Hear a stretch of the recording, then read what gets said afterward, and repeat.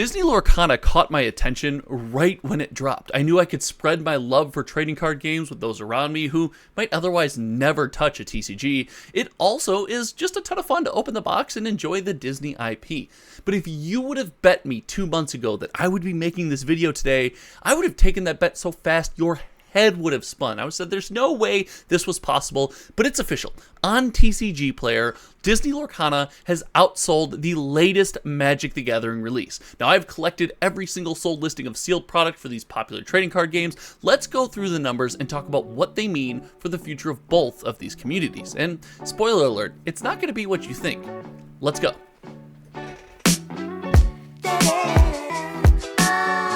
To say Disney's Lorcana came out to a hot start would be probably the understatement of 2023. People bit, scratched, and clawed their way to get their hands on these cards in any way possible, and TCG Player was abuzz with people looking to buy the product. Heck, at this point, the box price is over $400 and the sealed case is becoming rarer and rarer, but Magic the Gathering is arguably the largest trading card game in the world, and to see Disney Lorcana sales for the first set surpass Wilds of Eldraine and their products was something I could not have seen coming. So right now, we are going to go over all of the data that I have compiled. If you like videos like this and you like these comparisons and communication about how regular people like you and I spend our hard-earned money, make sure you click that sub button. And if you want to know more, make sure you stick around to the end of the video because I got an interesting take about what these sales actually mean. But without further ado, it is time. And what we have here is some visual representations of some numbers. We have Wilds of Eldraine and every single sold listing that is flowed through TCG Player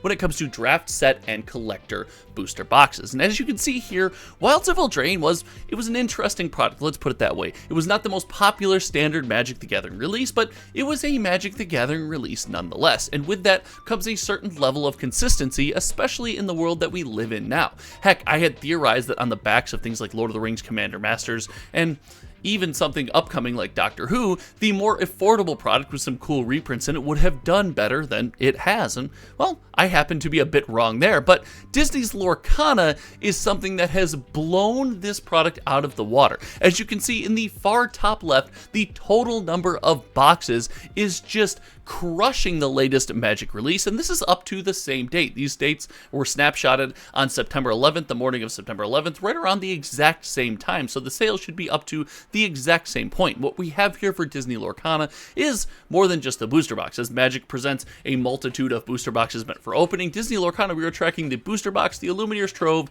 and the gift set. And I left off the starter decks here because I thought that was a bit unfair. With a brand new trading card game, the starter decks are always going to do much better than something like an existing trading card game like Magic the Gathering, because, hey, most of us know how to play, we're ingrained enthusiasts, we're not looking for that starter experience. But Disney Lorcana, as we can see here, is clearly and obviously driven by the booster box. Heck, it's almost comparable to the set booster box when it comes to a Magic the Gathering set in the number of market share, the amount of times that regular people like you and I are going to an online marketplace like TCG Player and purchasing this product. The booster box is something that we covet, it's something we like, and hey, the box opening experience with something like Lorcana has been a blast. The game hasn't been around long enough to encounter any real headway with the booster box system changing, even though make sure you are subscribed because there is a collector announcement, like a collector product announcement for Lorcana Set 2, and I'm going to give my take on that. That is going to be a wild video. Make sure you stay tuned for that one.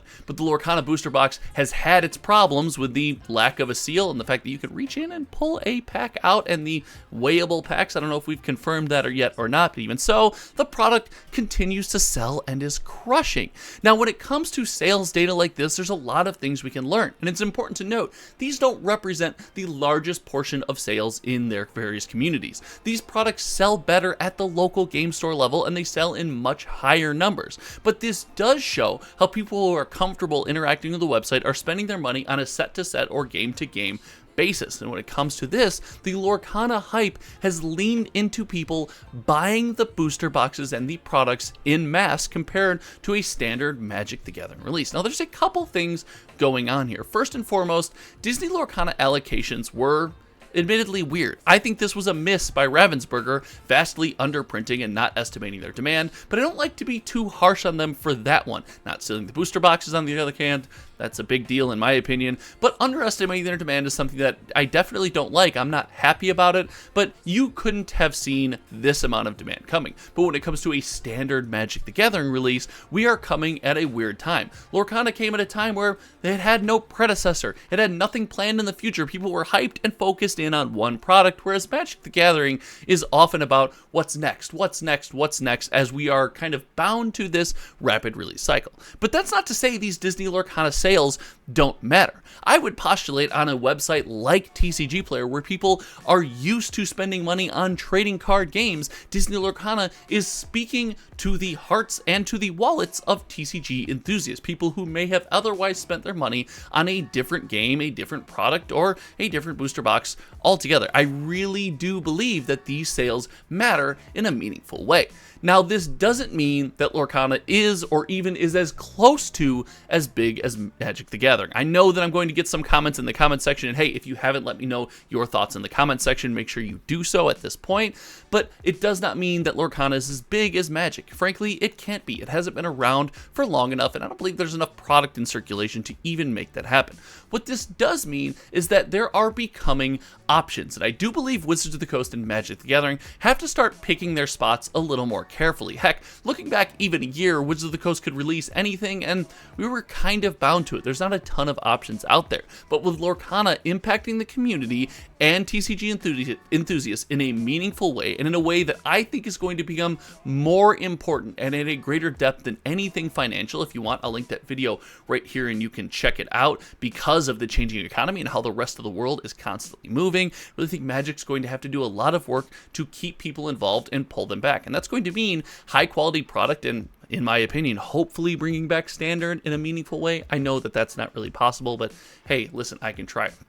But if you like videos like this and you like this sales data, I am going to put a link to these spreadsheets where you can peruse through the data yourself if you are a channel member. $5 a month gets you access to an exclusive video every single week and posts like this. When I decide to share these spreadsheets and share this information with any kind of people supporting the channel, I will put it in that channel membership, and that post will be going out today. So if you haven't yet, click the link in the video description or the pinned comment to check out channel memberships. As little as $5 a month gets you access to a ton of stuff, including this data and exclusive content.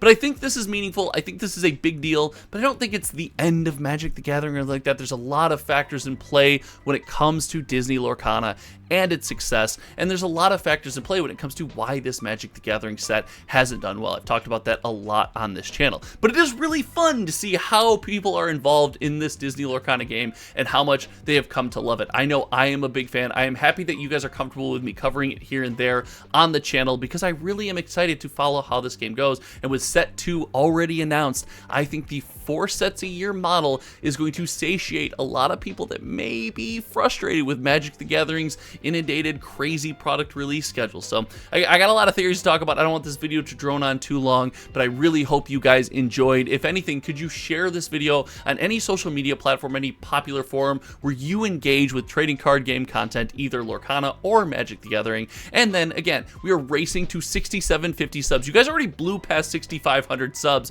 before I recorded this video. I did not see that coming. So if you haven't yet, you're part of the 80% that aren't sub, click that sub button. Thank you so much for hanging out today. Until next time, you all know me. My name is Josh, and we will see you around. Goodbye. Oh, wait, hold on. Friday Morning Magic. Every single Friday morning live stream. Make sure you tune in 8 a.m. Central Time. Okay, now I'm really out of your face this time. I swear. Goodbye.